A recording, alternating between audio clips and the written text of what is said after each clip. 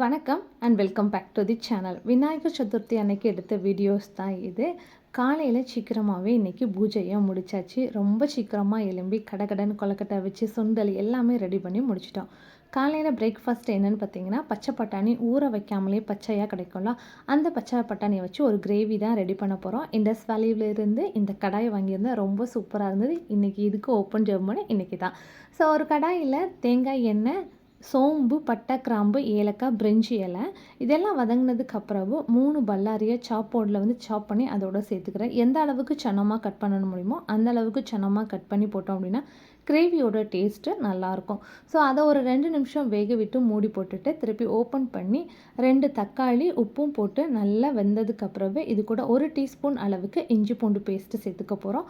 இஞ்சி பூண்டு பேஸ்ட்டோட பச்சை ஸ்மெல் போனதுக்கப்புறம் உங்களுக்கு காரம் எந்த அளவுக்கு தேவையோ அந்த அளவுக்கு தகுந்த மாதிரி வத்தல் பொடி, மல்லிப்பொடி, கரம் மசாலா தூள், மஞ்சள் தூள் இது எல்லாத்தையும் போட்டு நல்லா மிக்ஸ் பண்ணி லோ ஃப்ளேமில் வச்சு குக் பண்ணுங்கள். இப்போ இது கூடவே காளான் நான் சேர்த்துருக்கிறேன், பன்னீர் சேர்த்துக்கலாம், காலிஃப்ளவர் சேர்த்துக்கலாம், அப்படி இல்லைனா உருளைக்கிழங்கு கூட சேர்த்து பண்ணலாம். எல்லாமே நல்ல டேஸ்ட்டாக இருக்கும். நான் வேக வச்சுருந்த பச்சை பட்டாணியை இதோட சேர்த்துக்கிட்டேன். இப்போ தேவையான அளவு தண்ணி விட்டு கொதிக்க விட்டுறலாம். நான் பச்சை பட்டாணியை ஒரு 2 விசில் வச்சு எடுத்துக்கிட்டேன். ஏன்னா அப்படின்னா தான் நல்லா மசிஞ்சு வரும் அப்படிங்கிறத காட்டிலும். இப்போ உங்களுக்கு கிரேவியோட கன்சிஸ்டன்சி எந்த அளவுக்கு தேவையோ அந்த அளவுக்கு தண்ணி ஊற்றி கொதிக்க விட்டுருங்க. ஆஃப் பண்ணுற ஸ்டேஜில் ஒரு 1/2 டீஸ்பூன் அளவுக்கு கார்ன்ஃப்ளவர் மாவு எடுத்து கொஞ்சமாக தண்ணி விட்டு கலக்கி இதோட சேர்த்துக்கிட்டிங்க அப்படின்னா கிரேவியோட கன்சிஸ்டன்சி நல்லாயிருக்கும். ஒரு 2 நிமிஷம் கொதிக்க விட்டுட்டு கொத்தமல்லி தழை தூவுனிங்கன்னா சூப்பரான கிரேவி ரெடி ஆயாச்சு.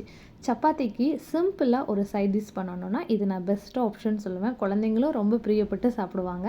பச்சை பட்டாணியை அப்படியே கொடுத்தா சாப்பிட மாட்டாங்க. ஸோ இந்த மாதிரி டிஃப்ரெண்ட்டாக அவங்களுக்கு என்ன பிடிக்குமோ அதோட ஆட் பண்ணி கொடுத்து பாருங்கள். ஸோ மார்னிங் பிரேக்ஃபாஸ்ட்டை முடிச்சுட்டு கார் சர்வீஸ் கூட்டிருந்தோம். அது எடுக்கிறதுக்காக போயிட்டு திருநெல்வேலியில் ஒரு ரவுண்ட் அப் பண்ணிவிட்டு வந்தாச்சு. உச்சிஷ்ட மகா கணபதி கோவிலுக்கு போயிருந்தோம். ஆசியாவிலேயே விநாயகருக்குன்னு உள்ள தனி பெரிய கோவில் இது தான். அங்கே சைக்கிள் பியூர் அகர்பத்தியிலேருந்து இவ்வளோ பெரிய பத்தி பொத்தி வச்சுருந்தாங்க. பார்க்குறதுக்கே ரொம்ப அழகாக இருந்தது. நம்ம பார்த்ததில்ல, ஃபஸ்ட் டைம். தேங்க்யூ ஃபார் வாட்சிங்.